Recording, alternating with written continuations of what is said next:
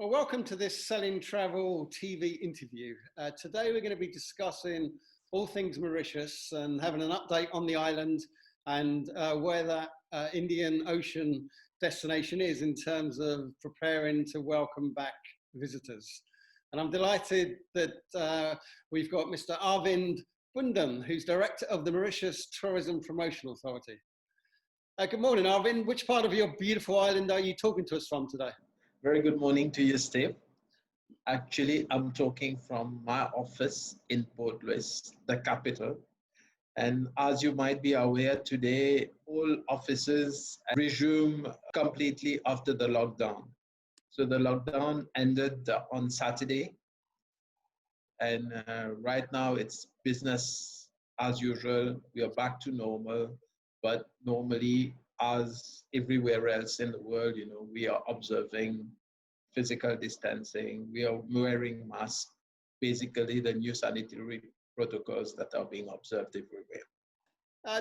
Last week you released a brand new video which showed various scenes from your beaches to your mountains to your waterfalls, and you called it #Mauritius Unwavering. I think the aim was to show the power of nature to heal and repair itself. So I'm guessing this is also a metaphor to where Mauritius is in terms of making a recovery from the pandemic. Would that be correct? Absolutely. Basically, we chose to launch this video because it's quite unusual to see that, we've seen, these pristine beaches of Mauritius being empty. We've seen nature taking over their rights. And we just wanted to showcase this to the world. As you might be aware, Mauritius is extremely dependent on the tourism industry. Tourism is one of the major economic pillars of the country. And through tourism, we are talking about 120,000 jobs that are created directly and indirectly by the industry. Right now, the objective of this video actually was, right now, everybody is consuming a lot on digital platforms. And we just wanted to ascertain our presence on the market. We wanted to say that Mauritius is still there.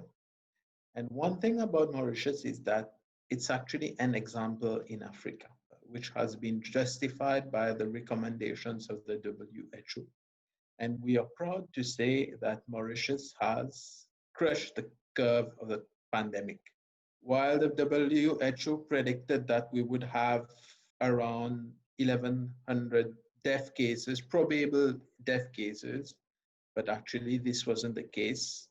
And today, when you look at figures, these are very encouraging. And for the past 25 days, we didn't register any cases except from 2 imported ones, whereby our fellow Mauritians who were repatriated from India. Okay, tell us how badly the island has been hit. As you said, you're very dependent on tourism. How has it affected the company and some of its main tourism players? There's no doubt that the pandemic has taken a huge toll on the tourism industry. As I told you, it's 120,000 jobs. All the properties, hotel properties and accommodation, guest houses are all closed. And when you look down the line, actually, and you've got so many people who are indirectly suffering from this pandemic. I mean, like from suppliers from the hotel, the vegetable suppliers, the fishermen, and you've got a whole series of people who are directly affected. And fortunately, the government had come up with a series of measures. And the first objective was to support employment. That's where the wage support scheme came into action. And for the past 3 months, the government has been actually helping industries, tourism industries, to support employment so that there's no dismissal. Give us an idea of where you are in terms of reopening your hotels and your guest houses and some of your attractions. Are things starting to open up now? We are ready, but point is, Mauritius could be ready, but we are heavily dependent, as small island development states, we are heavily dependent on the air traffic. and the opening up of our territories from outside also. Mauritius is a very Eurocentric destination, and most of our tourists come from Europe. So all these aspects have to be taken into consideration because all these airports from abroad are still closed. So there's no air access. And but we're hoping as Europe opens up, all the sanitary protocols are already put in place. We hope for a gradual opening, but we believe that it will start with a regional one. Right now, we are contemplating about the travel bubble between Mauritius and Réunion for the time being, for next month actually, which is a holiday period. And on the basis of that, so that we become extremely positive with the protocol that have to be put in place, and then gradually we would open the regional sky, and then after that, then perhaps the countries with lesser risk, we will take into priority the direct flights, direct long haul flights, and after that then we would consider the hub strategy. Sure. I mean, do you have a best case scenario in your mind or in your strategy at the moment in terms of the European market coming back, particularly the UK? It's extremely difficult. We don't have this visibility. It's extremely difficult for us to predict. But, as someone from the tourism industry, once all these protocols are observed, and we have to also to take into consideration that our main preoccupation is actually safety and security of our citizens and our travelers also. But we're hoping that within the coming months, we could open, gradually our territory to welcome tourists. You mentioned there that you've been putting new measures in place. That will obviously be key in terms of attracting visitors who are flying long haul from the UK. Could you just give us some examples of how you've been working with perhaps the airport or transfer companies and the hotels to implement these new health measures? And I mean, are you developing perhaps a safety code or a certificate, a standard, a hygiene standard to reassure visitors? Yes, of course. Actually, adhering to the new health and safety guidelines and protocols are the key factors to ensure that the safety of the destination for the protection of local and visitors. Mauritian government is working on a series of well-defined guidelines, which will be implemented by hotels, tourism business, and this has been duly certified by the World Travel Tourist certification. Mauritius has just been certified WTTC by WTTC, and we are actually working on a series of protocols, which are recommended and which would be used internationally. We have earmarked that the PCR test should be done 4 or 5 days before. Then when they come to on the territory, there are other tests which are being done, so that we can monitor the movement of tourists. Okay. And at the same time, we can control the pandemic.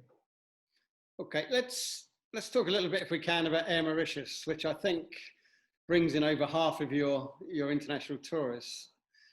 Actually, Air Mauritius contributes to 52% of that 52% incoming tourists.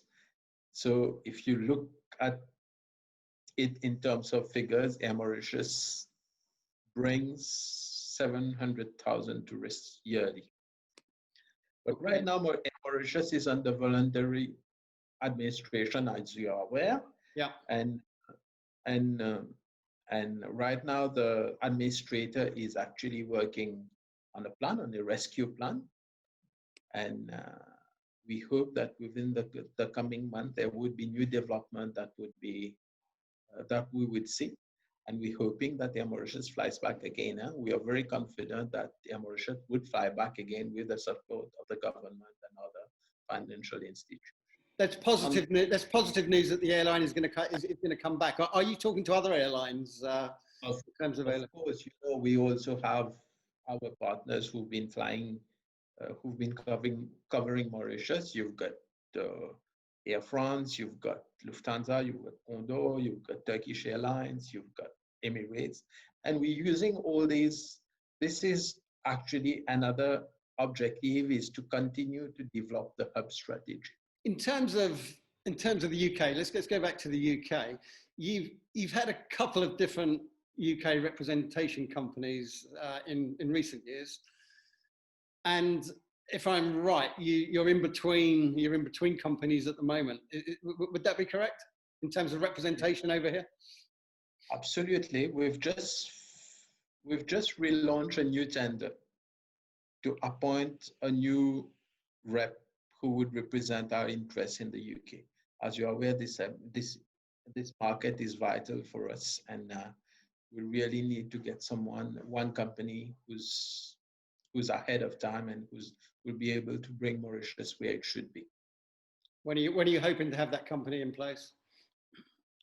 Right now we've already launched the tendering process and all, and we hope within the next month we should be able to appoint one. When people do start traveling again, and when they start coming back to Mauritius, I think it's safe to say that in the short term they're going to want to avoid crowded attractions and some of the busier places, and perhaps even densely populated beaches, of which, of course, Mauritius has plenty of glorious beaches. And for me, when I was in Mauritius a few years ago, one of the delights was actually exploring the green interior and playing golf up into the mountains, where the number of tourists were few and far between. I'm just wondering if this might be an aspect of the island that you'll be pushing in terms of promoting in the future, those less crowded, greener, more natural parts of the island. Definitely. The basic advantage that we would have is that, when resumption comes, actually when we start operating again, it would be very gradual. This would give us a lot of time to ensure that all our protocols are observed. And actually, you're right, Mauritius is beyond beach destination. We've been marketing Mauritius as a beyond a beach destination. And you've got right now where everybody is talking about wellness, serenity, sanitary protocols. I mean, like the greening of the destination and the green aspect of the destination is one of the assets that we should capitalize on. The interiors of Mauritius are beautiful, and you've got loads of activities to do inside Mauritius in the interiors. That's what differentiates Mauritius among its competitors, whereby, all the competitors have beautiful, pristine beaches, but we've got much more than that to offer. Most of the people watching this video will be travel agents or people selling travel in the UK. Can you provide them perhaps with a few of your favorite things to do in Mauritius that they might better pass on to clients that might act as a selling tip for them to help close that deal? I think we can't talk about tourism without talking about the essence of Mauritius. The essence of Mauritius is naturally the population. It's a people-to-people business, and I think Mauritius, in terms of its hospitality, we always call it the legendary hospitality. Mauritius stands out. Secondly, I would say I don't occult our beaches. For me, the beaches are fantastic. Then you've got loads of activities, sports activities. Then you've got the melting pot. It's a melting cauldron of culture, of gastronomy, of religion, of peace, and these are, I would say. And then you have also authentic experiences that you can actually discover in Mauritius, I would say, be it culinary, be it festive, be it all this. And until people can start traveling and returning to Mauritius from these parts, is there anything they can do in terms of watching some digital presentations or some videos? We talked about the one you launched last week, but are there any other tools that are available for travel agents? And if so, where would you direct them to your website? Actually, our trade office is ensuring that information about the destination reaches out to the travel trade audience in the UK. And we've developed also some online content that is being sent to the travel trade through our trade office. Every week we are releasing a 50-second clip talking about, this week we would be talking about the wellness. Then last week we talked about culture, the different festivals of Mauritius. And we're trying to, every week, to promote one aspect, one of the attributes of Mauritius. And what is that website address? Oh, it's on our website, and we are just diffusing through YouTube and all these online channels. Okay, and finally, what is your gut feeling when Mauritius will be back to whatever the new normal is going to be in the future? What's your best hope?